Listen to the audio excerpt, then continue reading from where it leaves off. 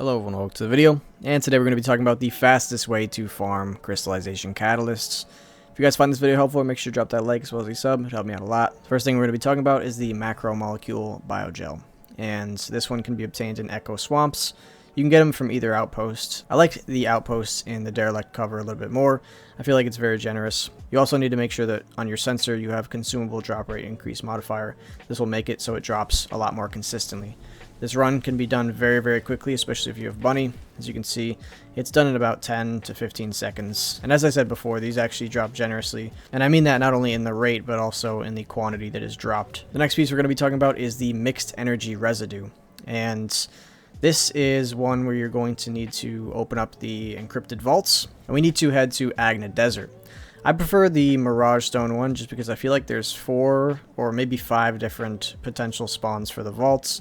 And it just seems like it's the quickest overall. You could also reset these by just going to another area in Agna Desert. I'm pretty sure that the mixed energy residue drops from every single encrypted vault in Agna Desert, but I feel like this is the most consistent spot. As you can see, we get our first blue one here, and I'm going to take you guys to another spawn point as well, because there is, I think, 3 more spawn points over here, one being on the ledge of the cliff as well as in the cave entrance.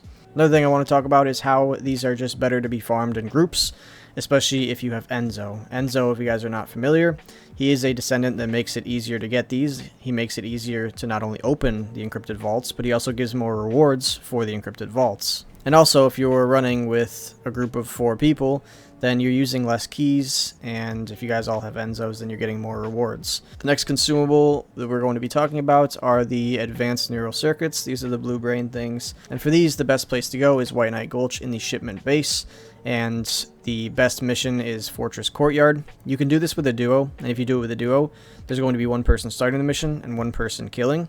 If you are the person that is killing, you're just going to want to accept this mission instead, and then the other person that's starting will just continue to start. I, however, am doing it solo, just because I feel like it's just as quick, and I didn't have anyone to do it with. So essentially, you're just going to go on Sharon, look in the direction I did with a very powerful sniper, headshot the guy, quit the mission, rinse and repeat.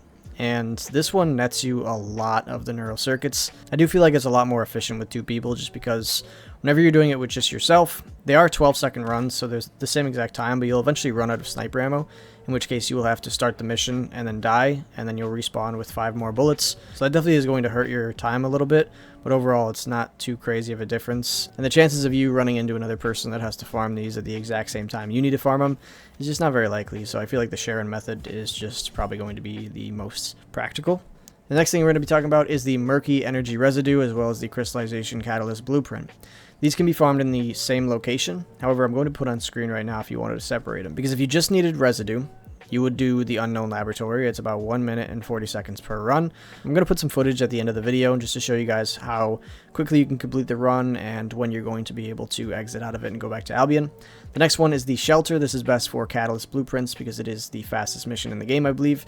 It's about 4 minutes 20 seconds per run, and you only need 220% for max score, so it's relatively easy, and you can stock up on blueprints this way. They're always a 20% chance. You will have to kill a hard boss, but overall, the fact that these runs are so quick, it just makes it worth it. You can, however, change this for whatever mission is required to kill the Devourer, because the Devourer is just a very quick kill. And the next location we're going to be talking about is the best if you need both of these, the murky energy residue as well as the catalysts. The mission is going to be the Forgottens, and you will need a 200% kill score modifier in order to do this. It's about 6 minutes 20 seconds per run. You will be getting a guaranteed murky energy residue drop, as well as 2 amorphous materials that can give you the catalyst blueprint. So if you need both, this is just the best because the time is not bad, 6 minutes 20 seconds, and you're getting both of them at the same time, so it's just a win-win.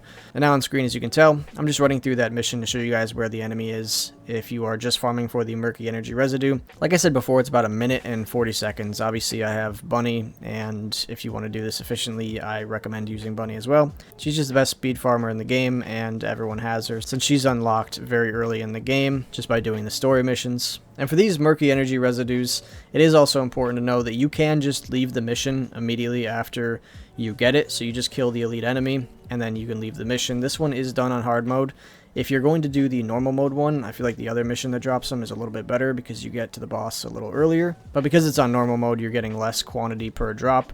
So I feel like the hard mode one is better, and I think it even might be faster. So if you guys can run this mission easily and quickly, this is definitely going to be your best bet. And once you're done and obtain the Murky Energy Residue, you're just going to exit the mission and return to Albion. And if you guys were unaware, there is actually a little console in Albion. It's right to the left of the spawn, and it's an orange globe, and you can access any of the missions in the game that way. And that makes these farms a lot faster, because once you exit out of these missions, you will be forced to go back to Albion. So just going to these consoles and going right to the mission just makes it a lot faster and more efficient in general. But that's pretty much it for me today. So if you guys found this video helpful, make sure to drop a like as well as a sub. But again, that's it for me. So thank you guys so much for watching, and I'll see you next time.